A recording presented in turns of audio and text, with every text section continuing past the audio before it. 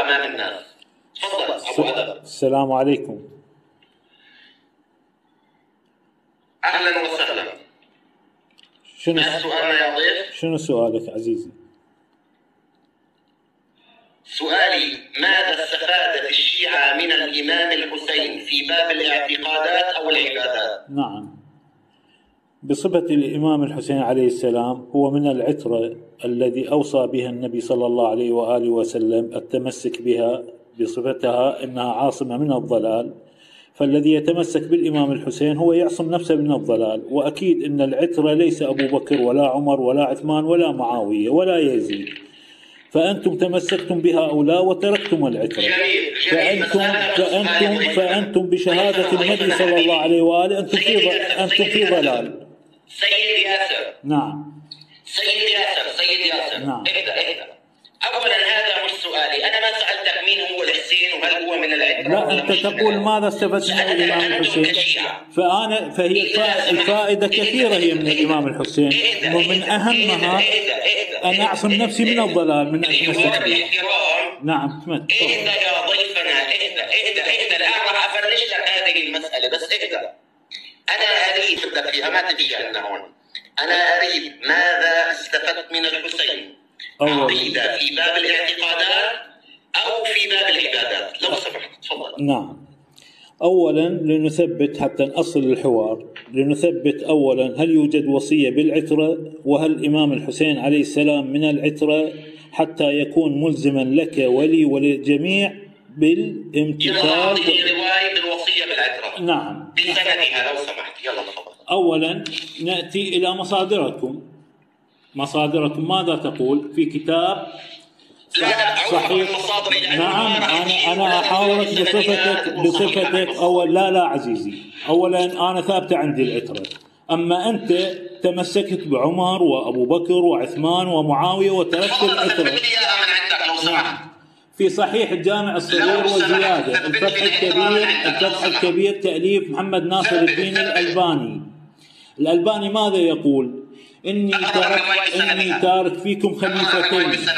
نعم، سأعطيك الرواية بسندها. سند الرواية. نعم سأعطيك. إني تارك فيكم خليفتين، كتاب الله حبل ممدود ما بين السماء والأرض، وعترة أهل بيتي، وإنهما لن يتفرقا حتى يردا علي الحوض.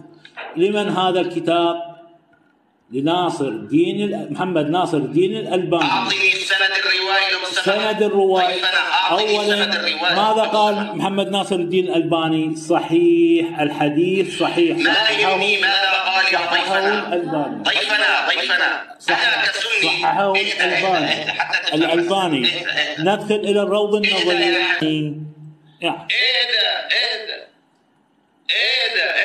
اهدأ. ما راح يفتهم. ليش؟ هذه الرواية ضعيفة لا تصح. أنت أعطيني التضعيف، يلا أمام المتابعين أعطيني التضعيف.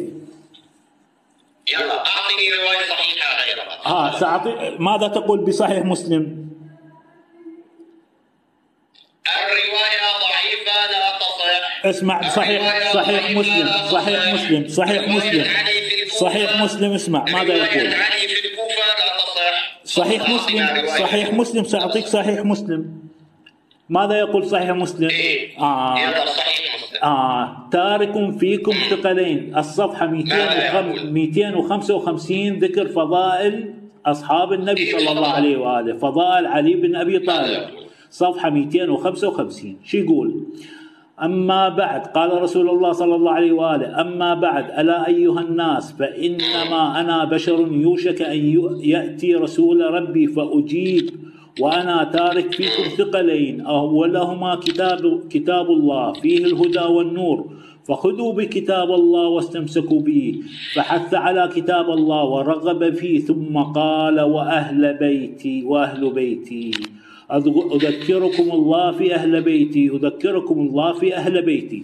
اسمع ماذا يقول ابن تيمية عن هذا المصدر. شو يقول ابن تيمية؟ فإنه في مجموع فتاوى ابن تيمية، فإنه هذا حديث صحيح. شو يقول ابن تيمية؟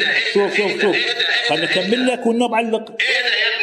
ابن تيمية شو يقول؟ فإنه قد ثبت عندنا في صحيح مسلم عن زيد بن أرقم قال خطبنا رسول الله صلى الله عليه وآله بغديركم بين مكة والمدينة فقال أيها الناس إني تارك فيكم الثقلين كتاب الله، فذكر كتاب الله وحض عليكم وقال وعترتي يذكركم الله في عترتي وأهل بيتي.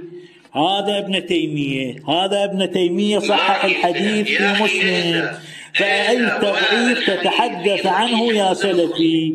إذن أنتم في ضلال، تركتم العترة وتمسكتم بأبو بكر وعمر وعثمان ومعاوية. نعم. ما راح يفتهم عمي. اهدى يا ابني، انا ما اخذ من ابن تيمية. يعني ابن تيمية مو حجة، الألباني مو حجة، النسائي مو حجة، صحيح مسلم مو حجة. كل علماء سقطتهم. انت ايش بقى عندك؟ عمي الحوار ما يكون هيك بالطريقة هاي. طريقتك سقطت علماء كلهم.